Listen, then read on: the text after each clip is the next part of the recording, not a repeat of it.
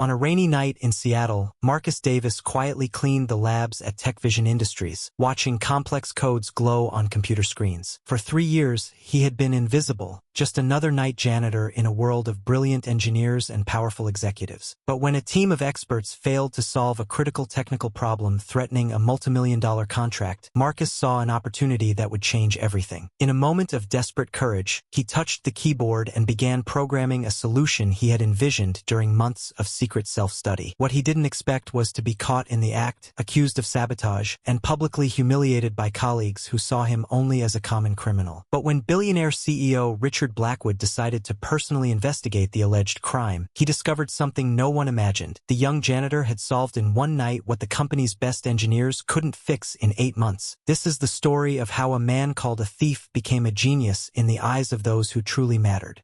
Hello. Before we begin, please subscribe to the channel and leave a like. At the end, please rate the story. I will be happy to respond to you in the comments. Now, let's get to the story. The alarm clock rang at 5 a.m. in the small apartment in Beacon Hill, its shrill beep cutting through the early morning silence of Seattle. Marcus Davis opened his eyes slowly, feeling the familiar weight of exhaustion on his shoulders. At 22 years old, he already knew by heart the routine that had repeated itself for 3 years.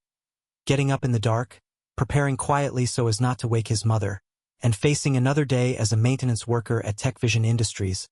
The cold shower in the tiny bathroom was a necessary shock to fully wake up. Marcus dressed carefully, smoothing out the navy blue uniform he had hand-washed the night before. Every piece of clothing had to last as long as possible. There was no money for frequent replacements. In the cracked mirror above the sink, his brown eyes reflected a silent determination, masking the shyness that had followed him since childhood. The apartment's kitchen was too small for 2 people, but Marcus navigated it with precise, quiet movements. He made weak coffee in a coffee maker that had seen better days, setting a seasoned cup by the stove for Elena, his mother. In the nearly empty fridge, he found just enough ingredients to make a simple sandwich. It would be his lunch and probably his only substantial meal of the day. The bus ride to downtown Seattle took 50 minutes, and Marcus used that time to watch the city wake up. Through the foggy windows, he saw others like him, workers who kept the metropolis running through invisible jobs. Janitors, security guards, delivery drivers, all united by the same quiet struggle for dignity in a world that preferred not to see them. At 6:30 a.m. Marcus swiped his card at the time clock of TechVision Industries. The glass and steel building rose 20 floors high, reflecting the first light of day like a sleeping giant. In the still empty hallways, his footsteps echoed softly as he searched for his cleaning cart in the basement storage. The cart creaked slightly as Marcus pushed it into the elevator. It was a sound he knew intimately. The front left wheel needed oil, but maintenance requests were rarely handled quickly. Each floor had its own personality. The marketing department on the 5th floor always smelled of expensive coffee and imported perfumes, while the finance department on the 8th maintained an almost religious silence. But it was the 12th floor that made Marcus's heart race. TechVision's main lab occupied almost all the space, with workstations equipped with multiple monitors, quiet servers blinking green and blue lights, and hardware prototypes scattered across specialized benches. There, the company's engineers created the future, and Marcus had a front-row seat, even if no one knew he was watching. "Good morning," he murmured when he passed employees in the halls, his voice barely audible. The response, when it came, was a distracted nod or a mechanical smile. Marcus had grown used to being part of the scenery, like the ventilation system or the strategically placed artificial plants. But his eyes took everything in. As he wiped down the desks, he noticed the code flashing on computer screens. Python, JavaScript, C++. Languages he recognized from tutorials he watched on his phone during breaks. When he saw an especially elegant function or a complex algorithm, his fingers itched to touch the keyboard, to understand the logic behind those lines that seemed to dance on the screen. Sarah Chun, the senior artificial intelligence engineer, always arrived promptly at 8, carrying a double coffee and a determined expression. Marcus learned to time his cleaning to coincide with her arrival, not for interaction. She rarely noticed him, but to watch how she worked. Her fingers flew over the keyboard with a precision Marcus secretly admired.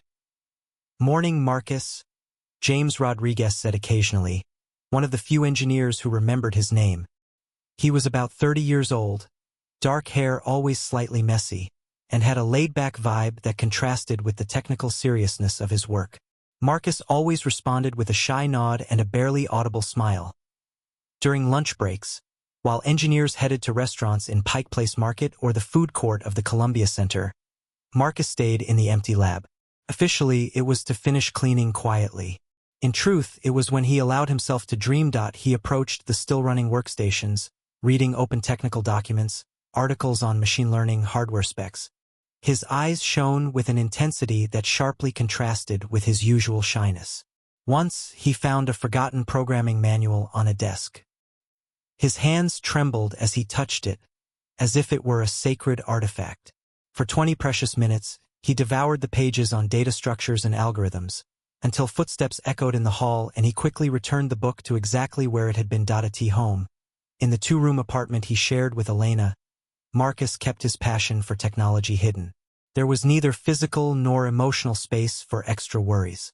Elena Thompson, 58 years old, suffered from severe rheumatoid arthritis. Her swollen hands could barely hold a coffee cup, and her medications cost $400 a month, almost half of Marcus's salary. "How was work today, sweetie?" Elena asked every night, using the childhood nickname only she still used. She was always on the worn couch, watching soap operas on the old tube TV they had bought used 5 years earlier. "All right, Mom," Marcus replied, leaving out the back pain from pushing the heavy cart through the halls, the sadness of seeing his potential wasted, the frustration of being invisible in a world he so desperately wanted to be part of. Sometimes, after Elena fell asleep, Marcus grabbed his phone, with its limited data plan, and browsed programming sites. Codecademy, Stack Overflow, GitHub, whole universes of knowledge he explored in small segments, always careful not to exceed his data limits. His eyes glowed in the dark bedroom, lit. The next morning, Marcus arrived at work with the engineer's problem still hammering away in his mind. He had spent the whole night tossing and turning in bed, visualizing lines of code and data structures, while Elena coughed in the room next door. The article about algorithm optimization he had read remained vivid in his memory, as if it were etched into his thoughts. The day passed more slowly than usual. With each sweep of the mop and every trash can emptied, Marcus subtly observed the main lab. The engineers were still there, their faces even tenser than the day before. Sarah Chun looked like she hadn't slept, dark circles under her eyes, clutching coffee like it was the only thing keeping her standing. "We still can't fix it," Marcus heard James whisper to David during lunch. "The system keeps crashing. Maybe we should think about pushing back the deadline." "We can't," David replied, shaking his head. "Johnson and Associates are already getting impatient. If we don't deliver by tomorrow, they'll cancel the contract." Marcus pretended to be focused on scrubbing a stain from the floor, but every word drilled into his awareness like needles. He knew that feeling of desperation. He had felt it countless times when bills piled up and his paycheck didn't stretch till the end of the month. By 5 p.m., the engineers began to leave one by one. Sarah was the last to go, saving her work with slow, defeated gestures. Marcus watched her pass without a glance at him, her footsteps echoing down the hallway until she disappeared into the elevator.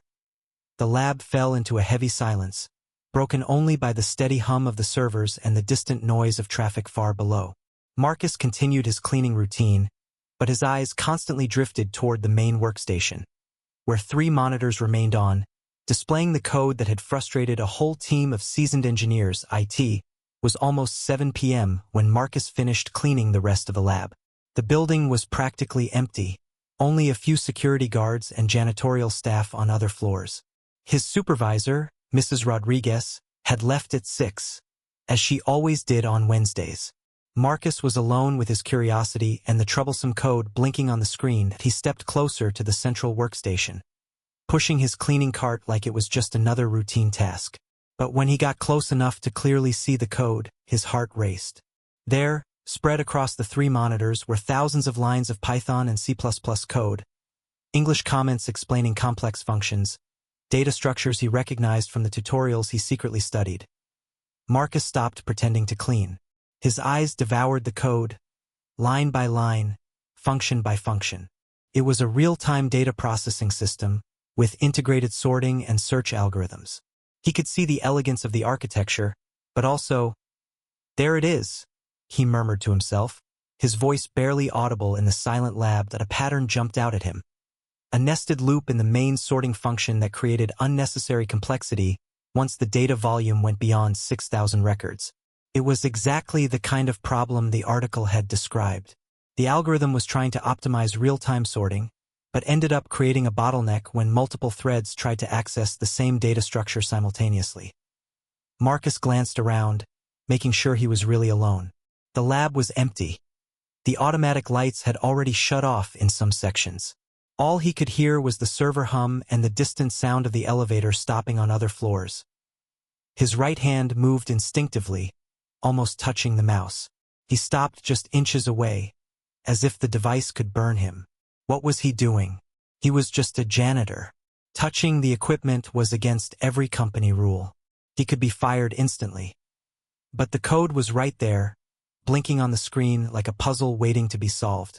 Marcus knew the solution, or at least he believed he did. He could see how to implement a temporary cache system to eliminate the need to recalculate identical sorts. He pictured how to restructure the algorithm to use a hybrid approach, taking advantage of both merge sort and quicksort. His hands trembled. The inner conflict was almost physical, the deep-rooted shyness fighting a technical curiosity growing stronger every second. Marcus looked around again, checking the security cameras in the corners of the lab. He knew they recorded everything, but he also knew that rarely anyone reviewed the footage unless there was a specific incident. "I'll just take a closer look," he whispered to himself, as if he needed a verbal justification for what he was about to do. He moved closer, leaving the cleaning cart a few feet behind. His eyes scanned the code again, this time with more focus. He found the problematic function, process data batch, and started tracing its execution flow through the different modules. It was even worse than he had initially thought. The algorithm wasn't just creating a computational bottleneck. There was also a possible race condition when multiple threads tried to modify the same data structure. It was a miracle the system worked at all with smaller data volumes. Marcus felt an almost physical compulsion. He knew the solution. He could see exactly how to fix the problem. His hands moved before his mind fully processed the consequences. He clicked the mouse. The cursor moved on the screen, and Marcus felt like he had crossed an invisible line. His heart pounded so hard he was sure someone could hear it from the hallway. But there was no one. It was just him, the code, and an opportunity that might never come again. He scrolled through the problematic function, reading every line with meticulous care. His hands stopped shaking as his technical mind took control. He started to see patterns, connections, possible optimizations the engineers had missed by focusing too much on the details. Marcus looked around one more time, then pulled up a chair and sat down. The moment his body touched the soft leather of the executive chair, it was electric. He had never sat at a professional workstation before. The chair adjusted its height automatically, his fingers finding their natural position on the ergonomic keyboard.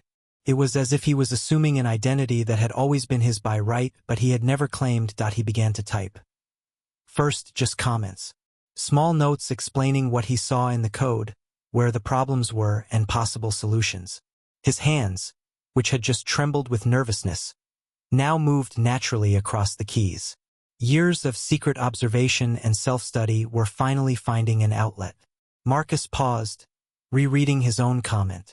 It sounded professional, technical, exactly like the comments he'd seen the engineers write. Encouraged, he kept analyzing the code, adding more observations. His hands gained confidence. He started making small changes, nothing that could break the system, just minor optimizations that could help. He created a helper function that implemented a temporary cache. Marcus was completely absorbed. The world around him disappeared. There was no lab, no Tech Vision Industries, no Marcus the janitor. There was only the code, the problem, and a technical mind finally free to work. He implemented a simplified version of the hybrid algorithm he had read about, carefully maintaining the existing interface to avoid breaking other parts of the system. And then, something clicked. Marcus saw the complete solution, elegant and simple. He didn't need to rewrite the whole algorithm. He just needed to reorganize the data flow to avoid the bottleneck. His fingers flew over the keyboard, implementing a careful refactor that kept all existing functionality while addressing the performance issues. Marcus mentally tested the execution flow. The algorithm would now process data in smaller chunks, avoiding the computational bottleneck. Each chunk would be processed by a separate thread, eliminating the race condition. And the temporary cache would drastically reduce the number of redundant operations. It was elegant. It was efficient. It was exactly what the system needed. Marcus saved the changes to a separate file, careful not to overwrite the original work. He named the file optimizations.uggestions.py and placed it in the Workstation's Documents folder. He was so absorbed in his work, so completely focused on the code flowing across the screen, that he didn't notice footsteps approaching down the hallway. He didn't hear the soft sound of the elevator arriving on the 12th floor. He didn't realize the lights automatically turned on when someone entered the lab section. Marcus kept typing, implementing one last optimization that had come to him, completely unaware he was no longer alone in the lab. Marcus kept typing, his fingers dancing over the keyboard as he implemented one last optimization that had just come to mind. The code flowed like water, each line a small technical masterpiece he never thought he could create. The lab was silent around him, only the hum of the servers and the soft click of keys breaking the quiet of the night.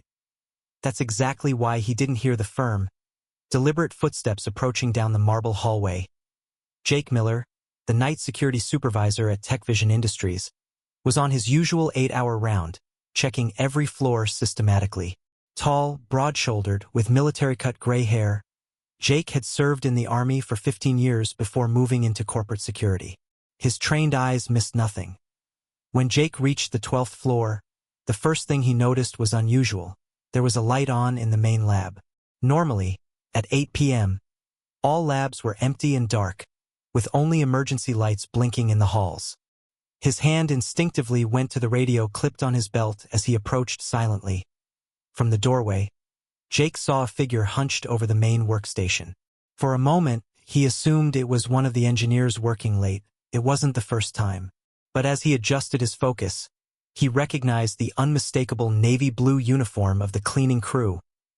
"What the hell?" Jake muttered, his voice low but carrying military authority. Marcus was so absorbed in the code he didn't notice the presence until Jake spoke. The sound of that authoritative voice cut through his concentration like a knife, making him jump from his chair as if shocked. "I can explain," Marcus stammered, his hands shaking violently as he backed away from the computer. The blood drained from his face, leaving him as pale as paper. His eyes, which moments ago shone with technical passion, were now wide with pure terror. Jake stepped into the lab, his posture rigid and threatening. In 15 years of security, he had developed instincts for trouble, and every alarm in his head was ringing. "Explain what, exactly?" Jake asked, his voice sharp as steel. "Explain why you're sitting at a $15,000 workstation, messing with the company's proprietary code? Explain why you're here after hours, without authorization, breaking security protocols."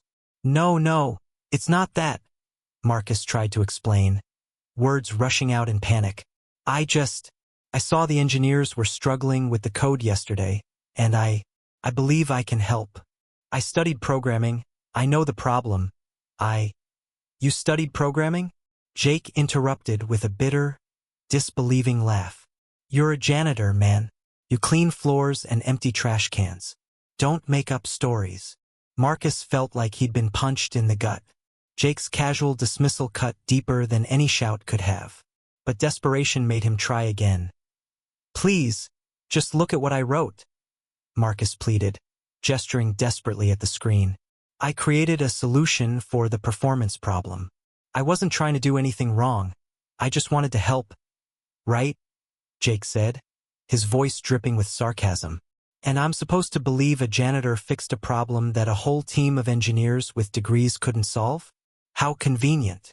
Jake moved to the computer, his eyes quickly scanning the lines of code on the screen. He didn't understand programming, but he could clearly see the file had been changed. Timestamps showed edits made in the last 40 minutes. "My God," Jake muttered, suspicion confirmed. "You actually messed with the code. You sabotaged the system." No, Marcus exclaimed, pure panic in his voice. I didn't sabotage anything. I improved the code. I created a solution. But Jake was already reaching for his radio. In his experience, employees trying to access systems without authorization rarely had good intentions. Intellectual property theft was common in the tech industry, and TechVision had faced issues before. Control, this is Jake at the main lab on the 12th floor. Jake spoke into the radio, his voice professional but tense. I need backup immediately. I've caught a janitor accessing unauthorized systems. Possible attempted theft or sabotage. The response came instantly, crackling with static. Copy that, Jake. Sending Tommy and Rodriguez to your location. ETA 2 minutes. Marcus felt his world collapsing. Please, you don't understand. He tried once more, voice breaking. I'm not a thief. I wanted to help. I saw the problem and knew how to fix it. Please, just let me explain what I did. Stop lying, Jake ordered, positioning himself between Marcus and the exit. You think I was born yesterday? A janitor suddenly turning hacker? You're probably working for a competitor trying to steal proprietary code. No, Marcus shouted, frustration and desperation making his voice louder than it had ever been in the building. I've been working here 3 years. I've never done anything wrong. I study programming in my free time. I read about algorithms, I watch tutorials, Right, Jake interrupted again. And where do you study? What university? What course? Marcus hesitated. There was no university, no formal course. Just years of self-teaching with a cell phone and a shaky internet connection. His hesitation was taken by Jake as confirmation of guilt.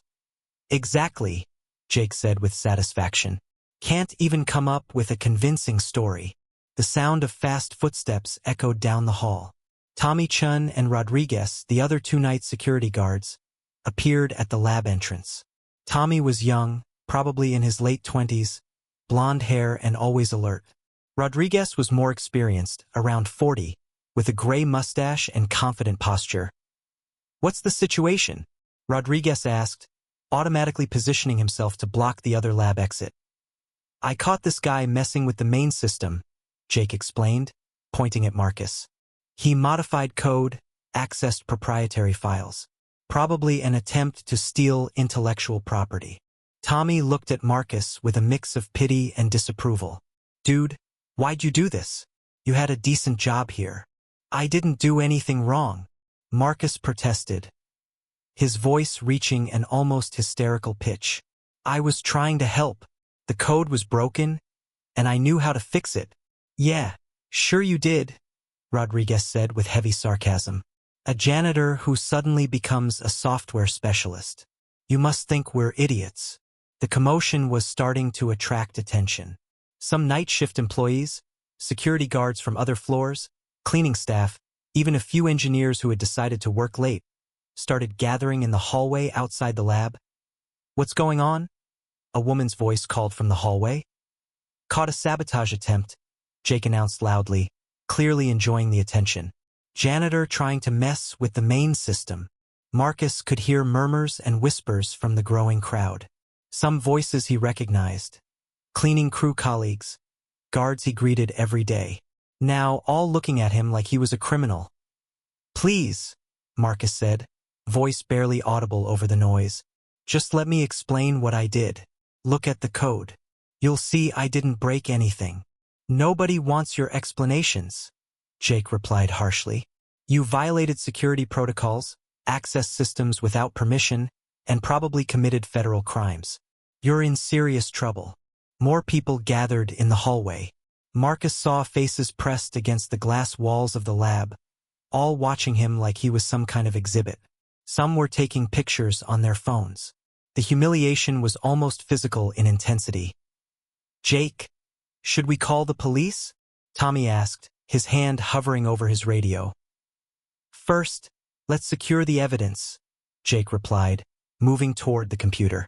I need to document everything he did before management arrives. Suddenly, Sarah Chan appeared at the lab entrance, clearly out of breath as if she had been running. She must have been working late on another floor and heard the commotion. "What's going on here?" she demanded, her voice carrying the authority of someone used to being obeyed. "Ma'am, I have a janitor caught tampering with your system," Jake explained, tone becoming more professional in the presence of a senior engineer. He modified proprietary code. Possible sabotage or theft attempt. Sarah's eyes moved from Jake to Marcus, who was now surrounded by the 3 security guards, visibly shaking with fear and humiliation. The crowd in the hallway had grown to more than a dozen people, all watching the drama unfold. "Did he say why he did it?" Sarah asked. "He keeps claiming he was trying to help," Jake replied with obvious disbelief. "Says he knows how to fix some problem with the code." Complete nonsense, obviously. Sarah looked at Marcus again, something unreadable in her expression. "And did you check what he actually did?" "Not yet," Jake admitted.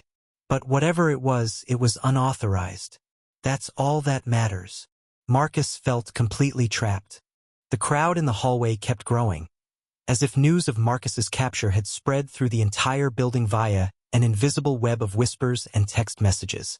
Every new face appearing at the lab entrance wore an expression of morbid curiosity, like bystanders gathering around a car crash. "I can't believe he had the nerve," Jennifer Walsh murmured, one of the cleaning supervisors, shaking her head in disapproval. Jennifer had always treated Marcus condescendingly, but now her voice dripped with genuine disgust. "I always knew there was something off about him. Always too quiet. Always watching everything." "I told you guys," said Mike Torres, a security guard from the afternoon shift who had stayed late. "Always said this guy was sketchy. Always seeing him reading weird stuff on his phone during breaks. Probably studying how to hack systems." Marcus felt every word like a slap in the face. These were people he greeted every day, people he had worked side by side with for 3 years. Now they talked about him like he was a dangerous stranger. "My God, imagine if he'd succeeded," said Linda Peterson, one of the receptionists. "He could have stolen all the company's secrets, sold them to competitors. People like that have no morals at all." "People like that?" Marcus thought, the phrase echoing in his mind like a gong. What exactly did she mean by people like that? Poor people? People without college degrees? People who cleaned floors to get by? Dr. Robert Sullivan, one of the senior engineers, pushed through the crowd for a better look. Tall and distinguished, with silver hair and an expensive suit even at 8 o'clock at night, he looked down at Marcus like he was inspecting a bug under a microscope. "Fascinating," Dr. Sullivan said, his voice dripping with intellectual superiority.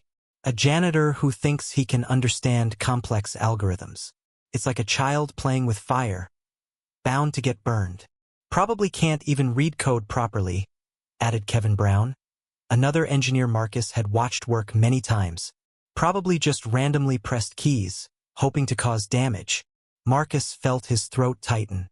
These were the people whose work he secretly admired, whose technical conversations he had absorbed like a sponge. Now they mocked him like he was a fool. I'm not a thief," Marcus managed to whisper, his voice almost lost in the growing cacophony of voices. "Of course not," Jake said sarcastically. "You're just an innocent janitor who accidentally stumbled onto classified systems and accidentally modified proprietary code. Happens all the time." The crowd laughed, a harsh sound that made Marcus flinch. He had never felt so small, so insignificant. 3 years of quiet dignity, doing his job with pride, treating everyone with respect, all evaporated in minutes. "Where's security management?" Rodriguez asked Jake. "Shouldn't we call Mr. Henderson?" "Already sent word," Jake replied, straightening unconsciously in the presence of senior management. "He should be here soon. Also contacted HR." As if summoned by the mention, the click-clack of high heels echoed down the hallway. The crowd automatically parted like the Red Sea, revealing Sarah Davis, the HR manager. Sarah was only 35 but carried herself with an authority that made people instinctively defer to her. Her blonde hair was pulled back into a tight bun, and even at this hour, her business suit was impeccable. Sarah strode into the lab, her cold blue eyes immediately locking on Marcus. There was no sympathy or curiosity in her gaze, only professional disapproval and barely concealed disgust. "So this is the criminal," Sarah said, her voice crisp and matter-of-fact. "How much damage did he cause?" "Still assessing," Jake replied, standing straighter. "But he definitely modified proprietary code. Possible sabotage or theft." Sarah circled Marcus slowly, like a predator sizing up prey. "Marcus Rodriguez, correct? 3 years on the cleaning staff. Previously clean record." "Davis," Marcus corrected quietly. "My last name is Davis." "Whatever," Sarah dismissed. "Doesn't matter now. You threw away 3 years of stable employment for what? A quick payoff from competitors." I never," Marcus stammered, but Sarah cut him off with a sharp gesture. "Don't waste my time with lies," Sarah said coldly. "You think I haven't seen this before? Low-skilled employees always trying to steal information they don't understand. You probably thought some random code would be valuable." "Pathetic. Low-skilled," Marcus repeated, the phrase hitting him like a physical blow. "I have skills. I study every day. I know programming." "You know nothing," Sarah snapped. "You clean floors. You empty trash. You are not qualified to touch anything in this laboratory, much less understand complex software." Dr. Sullivan nodded approvingly. "Exactly.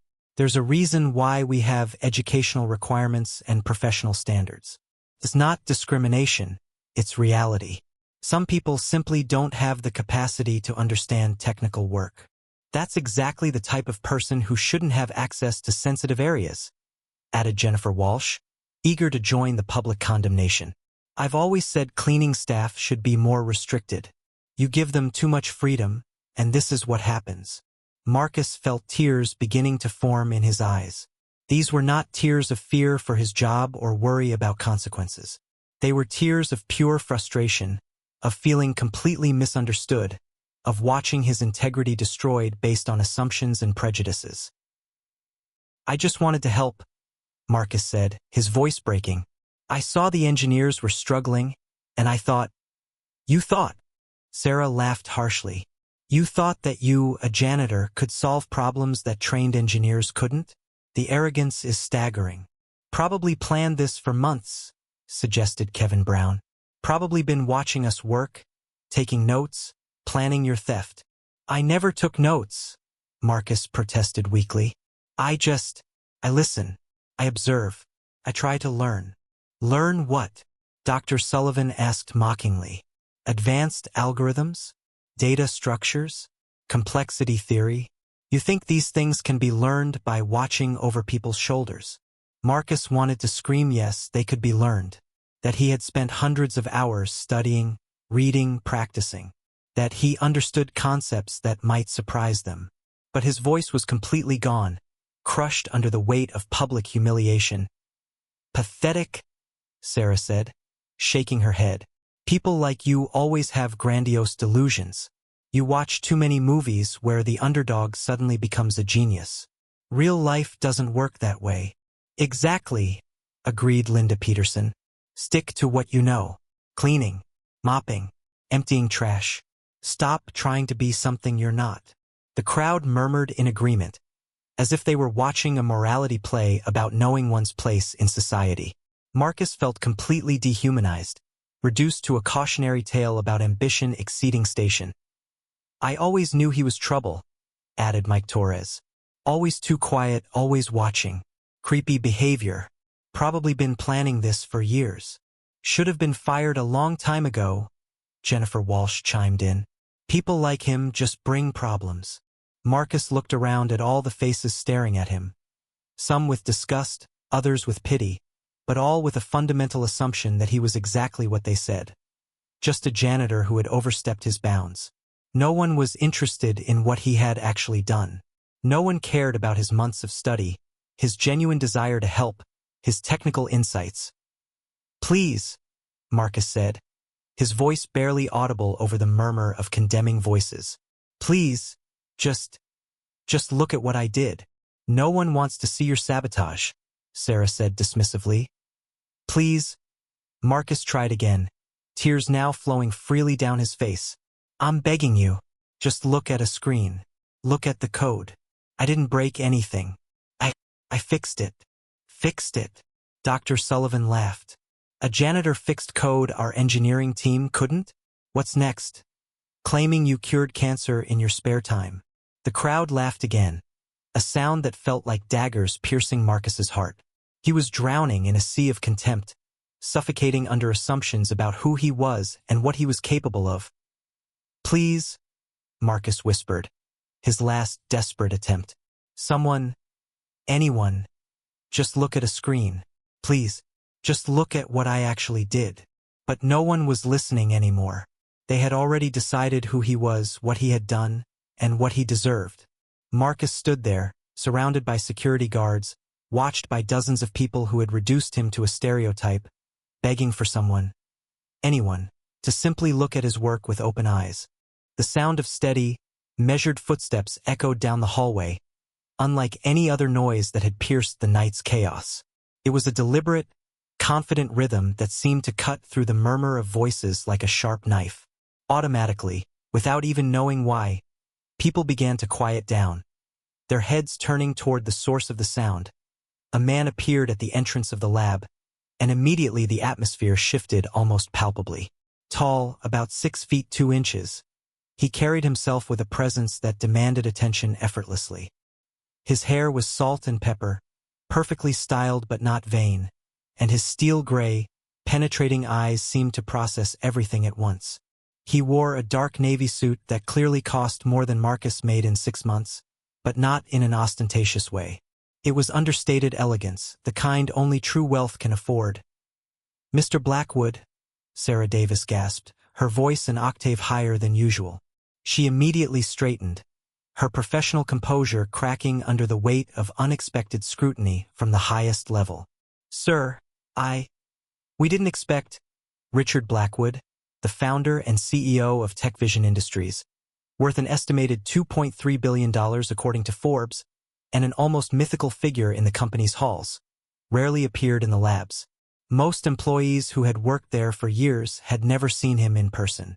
He was known for being hands-off, trusting his management teams while focusing on strategic vision and board meetings. "Clearly," Blackwood replied, his voice deep and measured, carrying just a hint of a Boston accent from his Harvard days. He stepped into the lab, and the crowd instinctively parted like he was Moses at the Red Sea. "I was leaving my office when I heard quite a commotion. Decided to investigate." Jake Miller, who had been feeling confident in the presence of HR management, now looked like a deer caught in headlights. "Sir, we have a security situation. We caught this janitor tampering with sensitive systems. Possible sabotage or theft." Blackwood's eyes moved from Jake to Marcus, who was still surrounded by 3 security guards, tears staining his cheeks, trembling visibly. For a moment, their eyes met, and Marcus saw something unexpected. Not immediate condemnation, but analytical curiosity. "Tampering," Blackwood repeated, his voice neutral. "Interesting choice of words. Very specific accusation." "Yes, sir," Jake continued, eager to explain. "Found him accessing proprietary code, modifying files. He was caught red-handed." "Red-handed," Blackwood mused, as if testing the phrase. "Another interesting expression. Implies not just guilt, but obvious guilt. Incontrovertible evidence." Dr. Sullivan stepped forward, desperate to make a good impression. "Mr. Blackwood, this is clearly a case of industrial espionage. This individual has no business accessing our systems. We should contact authorities immediately." "Should we?" Blackwood asked, his tone remaining perfectly even. "And you've reached this conclusion how?" "Through thorough investigation, analysis of what was actually done." Silence fell over the lab. The crowd, which had been so vocal moments before, now shifted uncomfortably. Everyone suddenly realized they were in the presence of someone who could end careers with a single word. "Well, sir," Sarah interjected, trying to regain control. "The facts speak for themselves. Unauthorized access is unauthorized access. No matter what his intentions were." "Intention," Blackwood interrupted softly, "is everything. In law, in business, in life. A surgeon cuts people open. Is that assault? A journalist investigates private matters. Is that stalking? Context matters, Ms. Davis. Marcus felt his heart pounding so hard he was sure everyone could hear it. This was Richard Blackwood, a man whose success stories he'd read about, whose company he admired from afar. Now that man was standing feet away, potentially deciding his fate. Furthermore, Blackwood continued, his gaze sweeping over the crowd, I'm curious about our process here. How exactly do we determine intent without examining actions? How do we assess damage without understanding what was actually done? Kevin Brown cleared his throat nervously. Sir, with all due respect, there's no need for deep analysis. He's a janitor. He has no business touching our systems. Period. Ah, Blackwood said, a slight smile playing at the corners of his mouth. The argument from incredulity. He's just a janitor. Therefore, he couldn't possibly understand technology. Interesting logical fallacy. Very limiting. Marcus felt a tiny spark of hope flicker in his chest. Was Mr. Blackwood actually considering that maybe, just maybe, there was more to the story? Sir, Jake tried again. We need to secure the scene. Every minute we delay allows potential evidence to be contaminated. Evidence, Blackwood said, raising one hand in a gesture that immediately silenced everyone. The power of that simple movement was extraordinary. 50 people instantly stopped talking, stopped moving, stopped breathing. Excellent point, Mr. Miller, sir. Jake Miller. Mr. Miller. Evidence should indeed be secured, examined, analyzed, understood. Blackwood's eyes moved around the room. Has anyone actually looked at what was done? Anyone at all? An uncomfortable silence stretched across the lab. Everyone glanced at each other, suddenly realizing that in their rush to condemn, no one had actually examined the supposed crime. I see, Blackwood continued. So we have a man accused of sabotage, surrounded by security, humiliated publicly, and condemned by colleagues. All without anyone actually looking at what he did. Sarah Davis felt sweat beading on her forehead. Sir, protocol dictates that we secure first, analyze later. Protocol, Blackwood repeated. Whose protocol? Who decided that assumption comes before investigation? Who determined that social position predicts technical capability? Marcus was now shaking not just with fear, but with overwhelming emotion. For the first time in hours, someone was suggesting that maybe, just maybe, he deserved a chance to explain. Mr. Blackwood, Dr. Sullivan tried. Surely you don't suggest that someone without proper education could understand our complex systems. Proper education, Blackwood said thoughtfully. Interesting phrase. I assume you mean formal education? Degrees? Certifications? He paused, his eyes landing on Dr. Sullivan. Are you familiar with Bill Gates? Steve Jobs? Michael Dell? All college dropouts. All quite successful in technology. The crowd shifted uncomfortably. Marcus felt like he was watching a masterclass in intellectual dismantling. Or perhaps, Blackwood continued, we should consider Srimivasa Ramanujan, an Indian mathematician who revolutionized number theory. Largely self-taught. No formal training. Dismissed by many academics because he didn't fit their expectations. He paused. Until they actually looked at his work. Marcus felt tears starting again. But these were different tears. For the first time in his life, someone was suggesting that maybe knowledge didn't require permission, that maybe understanding could exist outside traditional boundaries. Now, Blackwood said, his voice becoming more authoritative, I'm going to examine what actually. Richard Blackwood's fingers moved across the keyboard with practiced precision, his steel-gray eyes scanning lines of code that Marcus had modified. The room was so quiet that the soft clicking of keys seemed amplified, each keystroke echoing through the tension-filled atmosphere like gunshots in a silent cathedral. Initially, Blackwood's expression remained neutral, professional. A face of someone who had seen countless technical presentations and code reviews over decades of building his empire. But as he scrolled through the first few lines, something shifted almost imperceptibly. His eyebrows drew together slightly, not in disapproval, but in concentration. Interesting, he murmured under his breath, loud enough for a few people in the front row to hear. He leaned closer to the screen, his finger tracing a particular sequence of commands. Marcus stood frozen, his heart hammering against his ribs as if trying to escape. Every fiber of his being was focused on Blackwood's face, searching for any clue about what the man was thinking. Around him, the crowd maintained their uncomfortable silence, but he could feel their collective anticipation like electricity in the air. Blackwood scrolled down further, and his expression began to change more noticeably. The skeptical set of his jaw softened, replaced by something approaching curiosity. His eyes moved faster now, scanning blocks of code with increasing intensity. "Wait," Blackwood said suddenly, his voice cutting through the silence like a blade. He stopped scrolling and stared at a particular section of the code. This is, he trailed off, his fingers flying across the keyboard as he opened another window, comparing Marcus's modifications with the original code. A frown deepened on his face, but not in disapproval, in concentration so intense that everyone in the room could feel it. "Dr. Peterson," Blackwood called out suddenly, his voice sharp and commanding. "Dr. Peterson, are you here?" "Yes, sir," came a voice from near the back of the crowd. Dr. James Peterson, a chief engineering officer, pushed through a mass of people, his face flushed with nervousness. At 62, Peterson had been with the company for 15 years, overseeing some of the most critical technical projects. He was known for his methodical approach and conservative problem-solving style.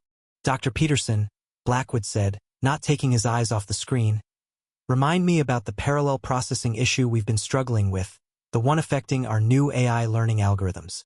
Peterson's face went pale. "Sir, that's a highly classified project. We've been working on it for 8 months.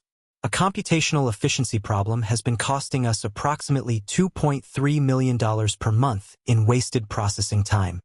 "Exactly," Blackwood replied, his voice tight with controlled excitement. "And our team's progress on resolving this issue? We're close, sir. Maybe another 3 months, possibly 4. It's incredibly complex. We've tried multiple approaches, different algorithms, even brought in consultants from MIT and Stanford. Blackwood interrupted, his fingers continuing to navigate through Marcus's code. "And what would you say if I told you this problem, this multi-million-dollar problem, appears to have been solved?" A collective intake of breath swept through the room. Peterson's eyes widened. "Sir, that would be extraordinary. If we could solve it, we'd not only save millions, but we'd have a competitive advantage that could dominate the market for years." "Indeed," Blackwood replied, his voice now carrying a note of something that sounded almost like awe. "And what would you think if I told you a solution appears to have been implemented tonight?" Peterson stepped closer, his scientific curiosity overriding his nervousness. "Sir, I'd say that's impossible. My team has been working 16-hour days. We've run thousands of simulations. The computational complexity involved—" "Look," Blackwood said simply, gesturing at the screen. Peterson leaned over Blackwood's shoulder, his eyes scanning the code Marcus had written. Initially, his expression mirrored Blackwood's earlier skepticism. But as he read deeper, his face began to transform. This approach is," Peterson stammered, his voice filled with growing amazement. "Sir, this is using a hybrid recursive algorithm with dynamic memory allocation. It's elegant. It's brilliant. Continue," Blackwood urged. "A way he's handling parallel thread synchronization," Peterson continued, his voice picking up speed as his excitement grew. "It's something we never considered.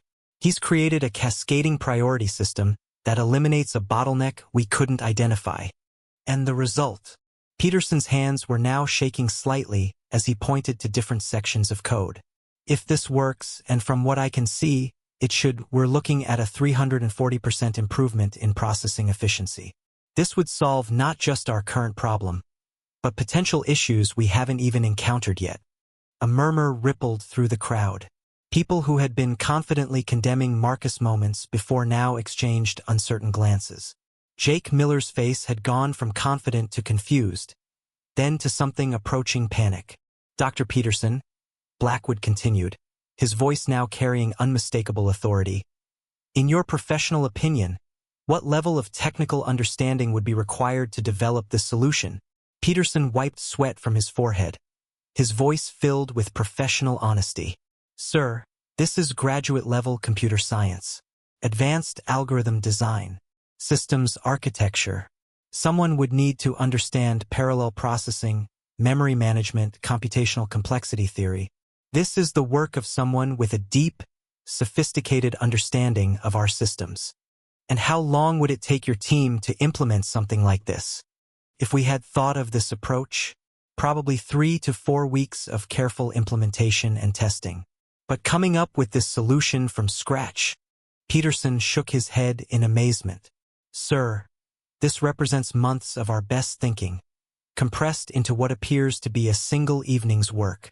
The silence that followed was deafening. Every person in the room who had dismissed Marcus as just a janitor now faced an uncomfortable reality. Marcus felt his knees wobbling, overwhelmed by the sudden shift in atmosphere. Sarah Davis looked like she might faint. Her professional confidence had completely evaporated, replaced by dawning horror at what she had assumed. Dr. Sullivan's mocking smile had disappeared, replaced by pale shock. Kevin Brown stared at the screen as if it contained alien hieroglyphics. Furthermore, Peterson continued, his voice filled with growing respect, whoever wrote this clearly understands our proprietary systems better than most of our own engineers. They've optimized not just for general efficiency, but specifically for our hardware configuration, our data structures, our existing codebase.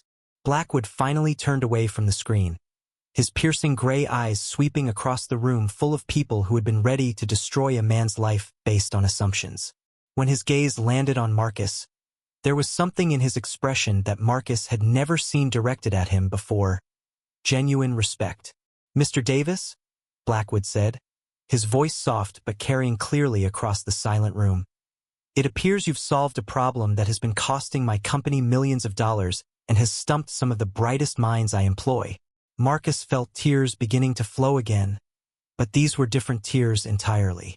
For the first time in his adult life, someone was looking at him not as a janitor who had overstepped his bounds, but as someone who had accomplished something remarkable. Sir, Marcus whispered, his voice barely audible. I wanted to help. I've been studying for years. I watch, I listen, I learn. I saw that your team was struggling, and I thought maybe you could contribute. Blackwood finished, his tone gentle but Richard Blackwood stood silently for a long moment, his presence commanding the laboratory as his eyes scanned every face in the crowd.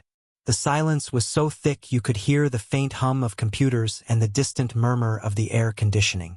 When he finally spoke, his voice carried an authority that made everyone straighten up instinctively. Ladies and gentlemen, Blackwood began, his voice ringing clearly across the room. We have just witnessed something extraordinary, not just a brilliant technical solution, but also a troubling demonstration of how our own limitations and biases can blind us to excellence. Marcus felt his legs shaking, barely able to process that Richard Blackwood was speaking about him this way. Tears still streamed down his face, but now they were tears of relief, validation, years of self-doubt finally washing away. Mr. Davis? Blackwood continued, turning to Marcus with a look that mixed respect and something almost paternal. You have just solved a problem that my engineering team, one of the best in the country, has been struggling to fix for 8 months. Your solution not only works, but it is elegant, efficient, and shows a deep understanding of our systems that rivals any of my veteran engineers. A murmur of discomfort ran through the crowd. People who had been so sure of their moral and professional superiority were now confronted with a reality that challenged every assumption they had. Now, Blackwood said, his tone growing sterner, I want to address how this situation was handled. How a man who demonstrated exceptional technical skill was treated like a criminal. How assumptions and prejudices nearly destroyed someone who should have been celebrated. Sarah Davis felt the blood drain from her face. She had spent her entire career building a reputation for professionalism and fairness, and now she was exposed, before the company's CEO, as someone who had spectacularly failed at both. Ms. Davis, Blackwood said, locking eyes with her in an intensity that made her feel completely transparent. As Human Resources Director, you have a special responsibility to treat all employees with dignity and respect. Instead, you allowed a man to be publicly humiliated based on nothing more than assumptions about his social status. Sarah felt her throat tightening.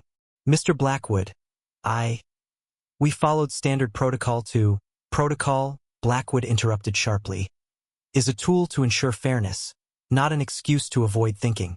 Do you have anything to say to Mr. Davis? The lab was so quiet that Sarah's own breathing sounded amplified. She looked at Marcus, who was still surrounded by security guards, his work clothes starkly contrasting with the suits around him. The shame on her face was palpable. Marcus, she said, voice trembling. I apologize. I judged you unfairly. I made assumptions I shouldn't have. I was wrong. Marcus nodded silently, still trying to process that he was hearing an apology from the woman who had been ready to destroy his life just moments before. Mr. Miller, Blackwood continued, turning his attention to Jake, who now looked as if he had shrunk several inches since entering the lab with such confidence. Jake Miller, eager just moments ago to show his diligence and protectiveness, now faced the reality that he had almost destroyed an innocent man. His face was flushed, not with anger, but with deep shame. Sir, I was only trying to protect the company, Jake stammered, his usual confidence completely gone. Protect? Blackwood repeated, his voice dripping with disdain. Protect from what? From innovation? From dedication? From someone who clearly cares more about this company than many people who are paid significantly more. I'm sorry, Jake said, looking directly at Marcus. I'm really sorry. I jumped to conclusions. I treated you like you were already guilty. That wasn't right. Dr. Sullivan, who had been so vocal in his condemnation, now stood silently, trying to avoid attention. But Blackwood's gaze found him inevitably. Dr. Sullivan, Blackwood said, you made several statements about education and qualifications. Care to elaborate on how formal education relates to actual capability? Dr. Sullivan's face turned a deep red. He had spent his whole career in academic and corporate environments where credentials meant everything, where hierarchies were respected, where people like Marcus were invisible. Now he was being asked to confront a fundamental assumption of his worldview. Mr. Blackwood, I made a mistake. I let my Richard Blackwood's office took up the entire top floor of the building, with floor-to-ceiling windows offering a panoramic view of the city. Night had fully settled in, and the city lights spread out like fallen stars all the way to the horizon. Marcus followed Blackwood through a solid mahogany door, his work sneakers making a muffled sound on the thick carpet. Please, have a seat, Blackwood said, motioning toward one of the two leather armchairs across from a glass coffee table. He walked to a small but elegant bar in the corner. Can I get you something to drink? Water? Coffee? Marcus sat on the edge of the chair, still hardly believing where he was. Water? Please, he answered, his voice still shaky from the excitement of recent events. Blackwood poured 2 glasses of water and settled into the armchair opposite, his movements smooth and relaxed, a stark contrast to Marcus's obvious tension. For a moment, they studied each other, the billionaire CEO and the night janitor who had just turned his world upside down. Marcus, Blackwood began, his voice calm but penetrating, tell me about yourself. How does a man who cleans offices develop the ability to solve problems that stump my best engineers? Marcus took a sip of water, gathering his thoughts. I've always been fascinated by technology, Mr. Blackwood, since I was a kid. My mom used to take me to the public library every Saturday, and I'd spend hours reading books about computers, about programming. And your formal education? Marcus looked down, a familiar shame creeping in. I finished high school, but— he hesitated.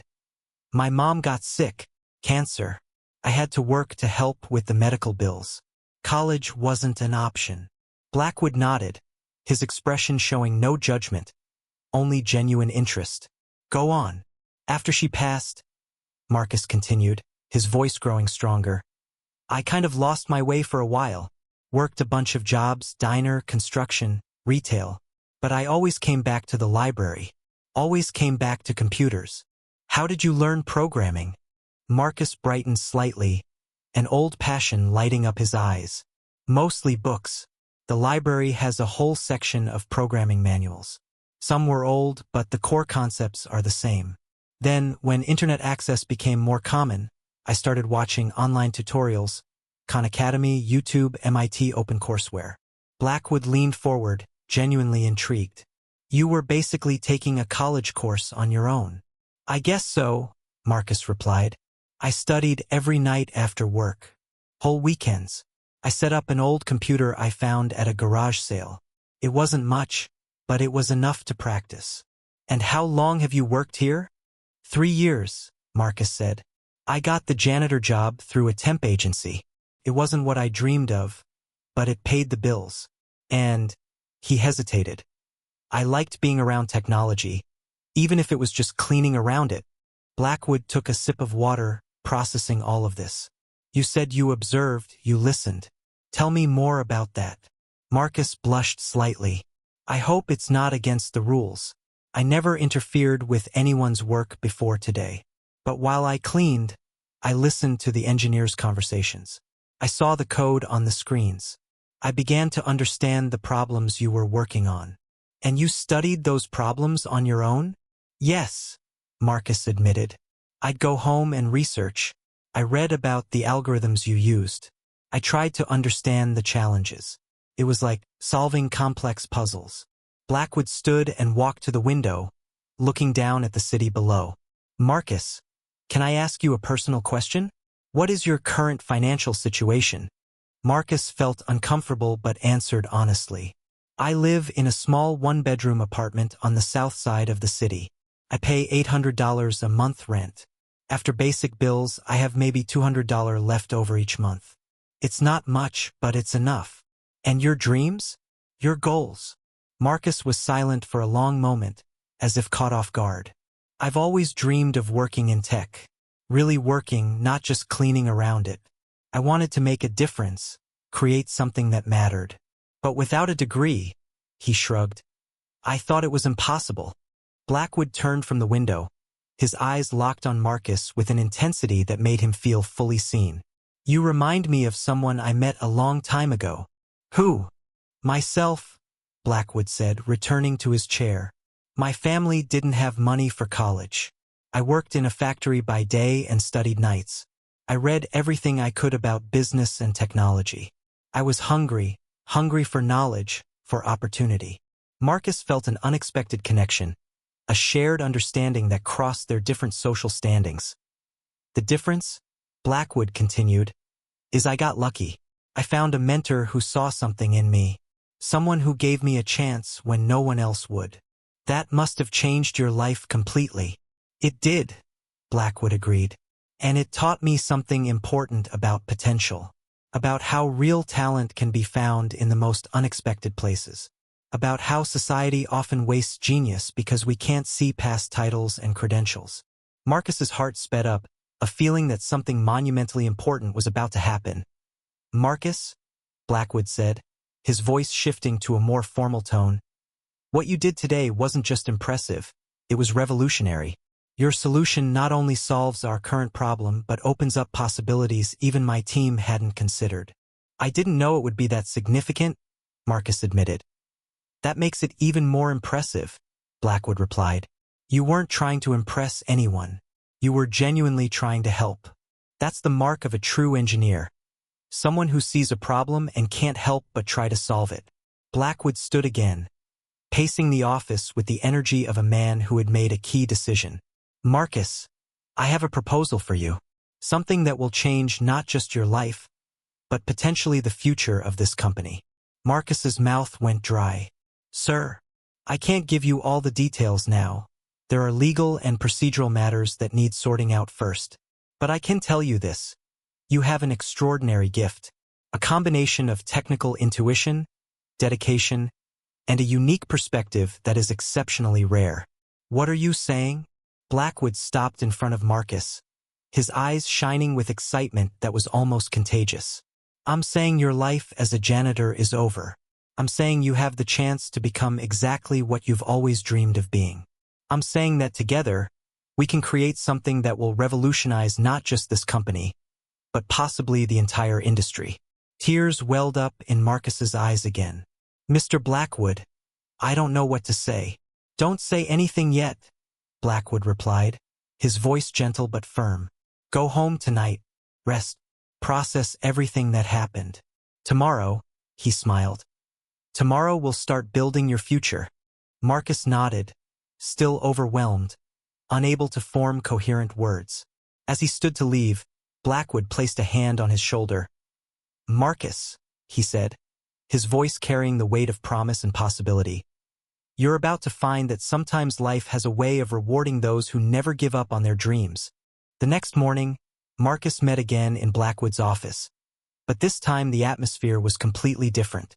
The CEO sat behind his executive desk, with several documents neatly arranged in front of him. The morning sunlight flooded the office, creating a setting that seemed to carry the promise of new beginnings. Marcus, have a seat, Blackwood said, motioning to the chair across from the desk. I hope you managed to get some sleep. Marcus let out a nervous laugh, settling into the chair. Honestly, sir, I couldn't sleep a wink. I kept thinking maybe I dreamed it all. Well, I can assure you it wasn't a dream, Blackwood replied, his face lighting up with a smile. Actually, what I'm about to propose might seem even more surreal than last night. Marcus felt his heart rate pick up, his palms starting to sweat. Sir, Blackwood picked up the top document from the stack, his eyes shining with barely contained excitement. Marcus, I have 3 offers for you. 3 opportunities that, together, will completely transform your life. I don't understand. First, Blackwood said, sliding a paper across the desk. I want to offer you an immediate position in our software development department. Not as a trainee, not as a junior developer, but as a software engineer too, a role that typically requires years of experience and a computer science degree. Marcus looked over the document, his eyes scanning numbers that seemed unreal. The salary, he whispered. This says $95,000 a year? That's just the beginning, Blackwood said. Your performance last night showed you have skills worth much more than that. But we have to start somewhere. Marcus felt tears welling in his eyes. $95,000 a year. It was more money than he had ever dreamed of earning in his entire life. Mr. Blackwood, I don't know if I deserve this. Stop, Blackwood interrupted gently. You saved this company millions of dollars. You showed innovation and dedication that can't be taught. You don't just deserve this, you earned it. But I don't have a degree, Marcus protested. How can I work alongside engineers who've studied for years? Blackwood smiled, picking up the second document. That brings me to the second offer. The company will sponsor your full education at the University of Washington. Software engineering, night classes so you can work during the day. Full tuition, books, everything covered. Marcus felt the floor disappear beneath him. The University of Washington was one of the country's top tech schools. That must cost a fortune. About $180,000 over 4 years, Blackwood confirmed. But consider it an investment. In you, in your potential, in what you can contribute to this company and the industry as a whole. Tears now streamed freely down Marcus's face. I can't. This is too generous. Too much. There's more, Blackwood said, his voice softening, growing more personal. You mentioned yesterday that your mother is ill. Cancer, you said. Marcus nodded, unable to trust his voice. Our company has one of the best health plans in the country, Blackwood continued. Full coverage, no copays, access to the best specialists in the region. Your mother will be covered as your dependent. That was when Marcus completely broke down. Years of worry, sleepless nights thinking about how to pay for his mother's next treatment, watching her suffer because they couldn't afford the best care. It all poured out in a flood of emotion he couldn't control. I can't accept this, he sobbed. It's too much, too generous. Blackwood stood and walked around the desk, placing a gentle hand on Marcus's shoulder. Marcus, listen to me. In my career, I've seen many talented people, but rarely someone with your combination of raw talent, dedication, and genuine desire to make a difference. But why me? Marcus asked through his tears. Why are you doing this for me? Because, Blackwood said, returning to his chair, companies like ours succeed not because we have the best equipment or the most money. We succeed because we find and cultivate extraordinary people. And you, Marcus, are extraordinary. Marcus wiped his eyes, trying to process the magnitude of what was being offered. What do you need me to do? Be yourself, Blackwood replied simply. Keep being curious. Keep learning. Keep solving problems others think are impossible. And let me mentor you through this transition. Mentor? Yes, Blackwood said, his voice turning serious. This industry can be challenging for someone without a traditional background. There will be people questioning your qualifications, assuming you don't belong. But you have something most of them don't. You have hunger. You have perspective. And you have me watching out for you. Marcus felt a wave of gratitude so intense it was almost overwhelming. Mr. Blackwood, I don't know how to thank you. Thank me by doing the work, Blackwood replied. Thank me by becoming an engineer this company can be proud of. Thank me by proving that talent and dedication matter more than pedigree. I will, Marcus said, his voice firm with determination. I promise I will. Blackwood smiled, extending his hand. Then welcome to TechCorp Industries, software engineer Davis. Marcus shook his hand, feeling like he was stepping into an entirely new life. Can I call my mom? I want to tell her. Of course, Blackwood said, nodding toward the phone on a side table. Take all the time you need. Marcus walked to the phone with shaking hands, dialing the familiar number. It rang twice before he heard his mother's weak but warm voice. Marcus? Honey, what's wrong? You sound… Mom, Marcus interrupted, his voice breaking with emotion. Mom, something wonderful happened. Something incredible. What is it, sweetheart? I got promoted, Mom. I'm going to be a real engineer, and they're going to pay for me to go to college. And Mom, his voice cracked, they're going to cover your medical bills. All of them. A silence on the other end was followed by a sound that broke Marcus's heart. His mother crying with relief and joy. Oh, Marcus, she sobbed. Oh, my baby. I was so worried. I didn't know how we were going to manage. Are you sure? Are you absolutely sure? I'm sure, Mom, Marcus said, glancing back at Blackwood, who was discreetly reviewing documents, giving him privacy. It's real. It's all real. I'm so proud of you, she whispered. I always knew you were special. I always knew you would find your way. After hanging up, Marcus turned back to Blackwood, who was watching him with a satisfied expression. Ready to meet your new team? Blackwood asked.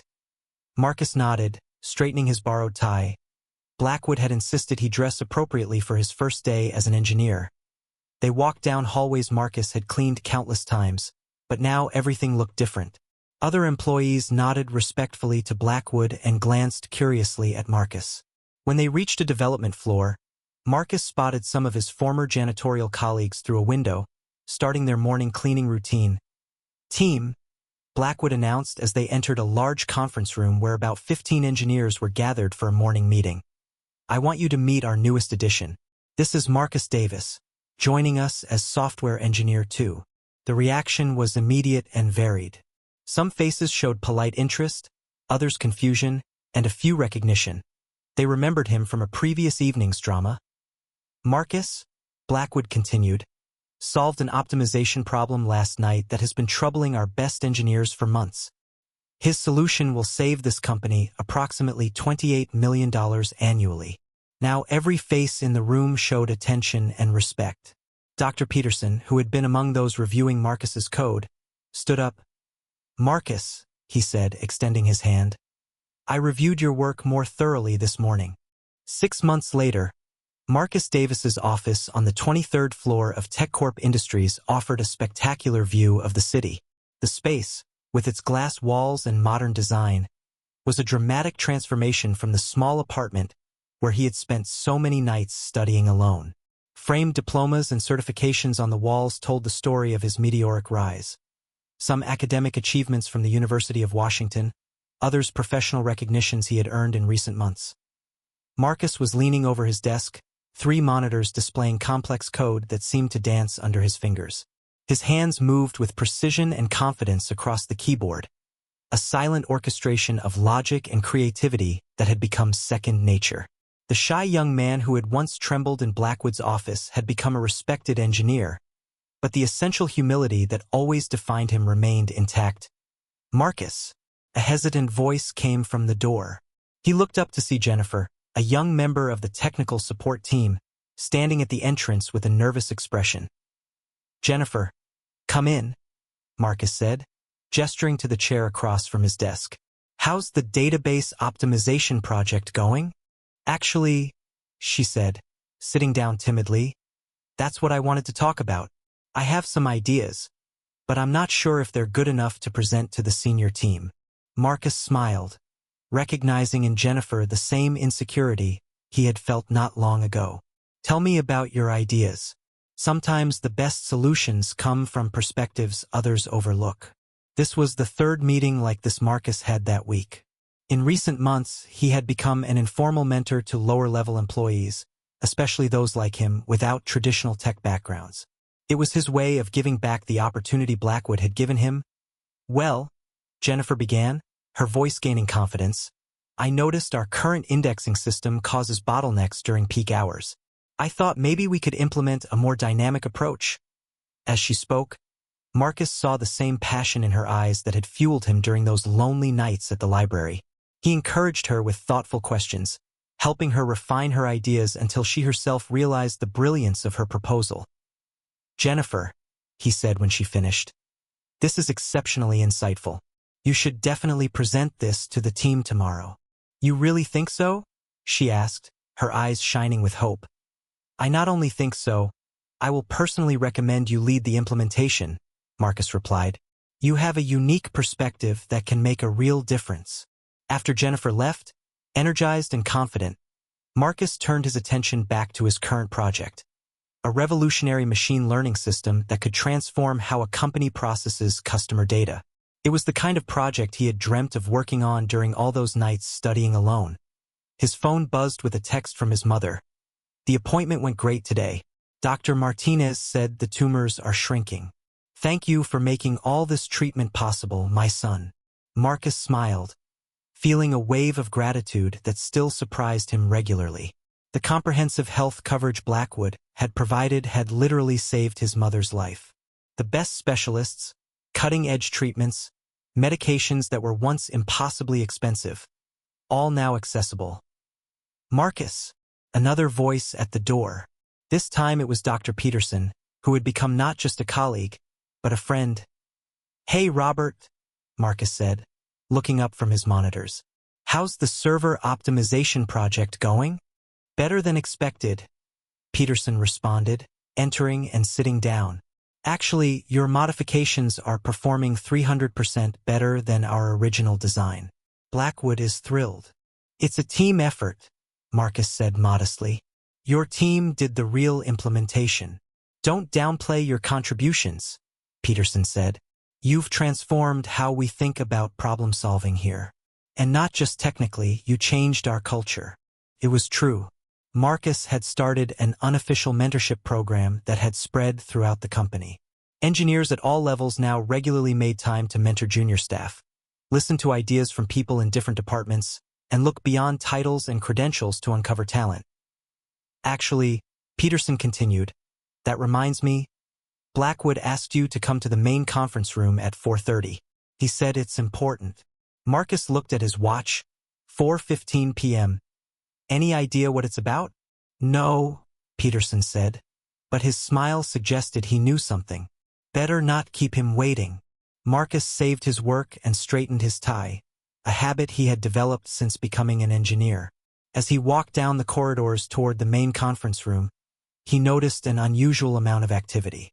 People were gathering, whispering excitedly, moving with purpose. When he opened the doors to the conference room, Marcus was stunned. The entire company seemed to be there, engineers, managers, support staff, even some of his former janitorial colleagues. Hundreds of people filled the large space, all facing a small stage set up at one end. "Marcus?" Blackwood's voice came from behind him. Perfect timing. Marcus turned to see Blackwood approaching, dressed in his finest suit, his expression carrying weight and significance. "Mr. Blackwood," Marcus said, confused. "What's all this?" "This," Blackwood said, placing a hand on Marcus's shoulder, "is something that's been long overdue. Come with me." They walked through the crowd as people stepped aside respectfully. Marcus saw faces he recognized, colleagues who had welcomed him, supervisors who had guided him, and yes, even some who had been less welcoming at first. Jake Miller was there, along with other security personnel. Dr. Peterson was near the front, smiling widely. Jennifer was there too, her face glowing with anticipation. Blackwood stepped onto the small stage, motioning for Marcus to join him. The crowd fell silent, hundreds of eyes fixed on them. 6 months ago, Blackwood began, his voice carrying clearly through the room. Something extraordinary happened in this building. Something that challenged our assumptions and forced us to question what we thought we knew about talent, about worth, about potential. Marcus's heart pounded, unsure where this was headed. 6 months ago, Blackwood continued, many of you saw a young man as a thief, as someone who didn't belong, someone trying to steal from us. You saw his humble position, his lack of credentials, his different background, and you made assumptions. An uncomfortable silence fell over part of the crowd. Marcus saw Jake Miller shift uneasily, his face reflecting a mixture of shame and reflection. But I, Blackwood said, his voice growing stronger, saw something different. I saw a mind that had taught itself programming through library books. I saw dedication that kept someone studying every night after working a physically demanding job. I saw a passion that couldn't be diminished by circumstance or adversity. Marcus felt tears begin to form in his eyes as he realized what Blackwood was doing. What you saw as theft, Blackwood declared, his voice ringing through the room, was actually a gesture of generosity. Marcus Davis wasn't trying to steal from this company, he was trying to give something to it.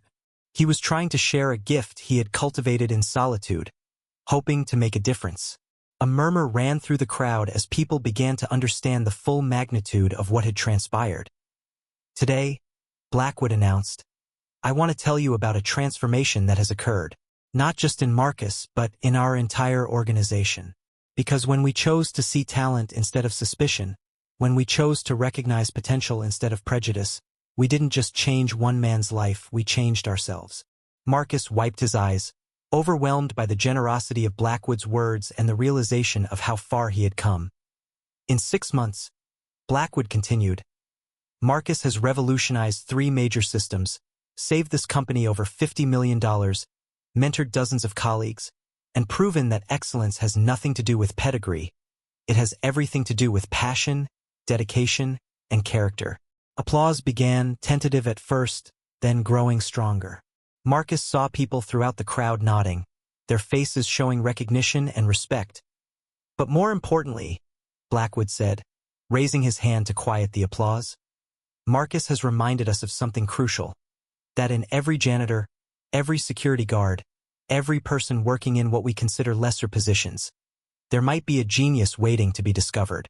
There might be someone whose contributions could transform not just their own life, but all of our lives. Now the applause was thunderous. Marcus looked out over the crowd and saw faces transformed by a story that had touched something essential inside them. Jake Miller was clapping enthusiastically, his expression showing genuine respect and perhaps a bit of redemption. If you enjoyed this story, subscribe to the channel and leave a like. These other stories will also move you. Click to keep watching.